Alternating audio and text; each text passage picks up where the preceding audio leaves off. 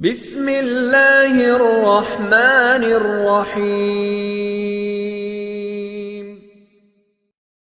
اے محبوب، آپ کے پاس ہر چیز پر چھا جانے والی آفت یعنی قیامت کی خبر یقیناً آ چکی ہے۔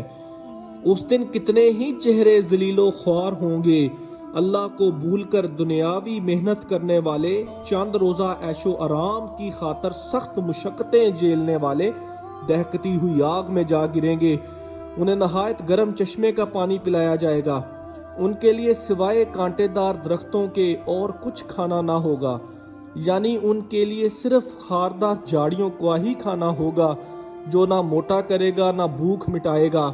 اس کے برعکس اس دن کئی چہرے حسین اور تر و تازہ ہوں گے، اپنی نیک کاوشوں کے باعث خوش و خرم ہوں گے، عالی شان جنت میں قیام پذیر ہوں گے، جہاں کوئی بیہودہ بات نہیں سنیں گے، جہاں بہتے ہوئے چشمے ہوں گے اور اس میں اونچے اونچے تخت بچھے ہوئے ہوں گے اور جام بڑے کرینے سے سجائے رکھے ہوں گے اور ایک قطار میں لگے ہوئے تکیے ہوں گے اور نرم و نفیس قالین اور مسندیں بچھی ہوں گی۔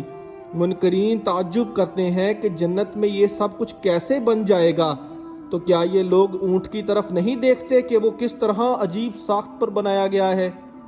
اور آسمان کو نہیں دیکھتے کہ وہ کیسے عظیم وسعتوں کے ساتھ اٹھایا گیا، اور پہاڑوں کو نہیں دیکھتے کہ انہیں کیسے نصب کیا گیا ہے، اور زمین کو نہیں دیکھتے کہ اسے کیسے بچھایا گیا ہے۔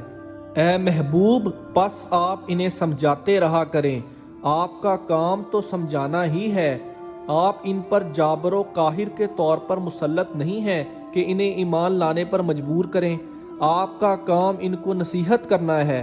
آپ اپنا فریضہ ادا کرتے رہیں، اس کے باوجود اگر یہ ہدایت قبول نہ کریں اور آپ کی طرف سے منہ پھیریں اور کفر کریں تو اے حبیب، اللہ ان کو سخت عذاب دے گا، اور بے شک بلاخر ہماری ہی طرف ان کا پلٹنا ہے، پھر یقیناً ہمارے ہی ذمے ان کا حساب لینا ہے۔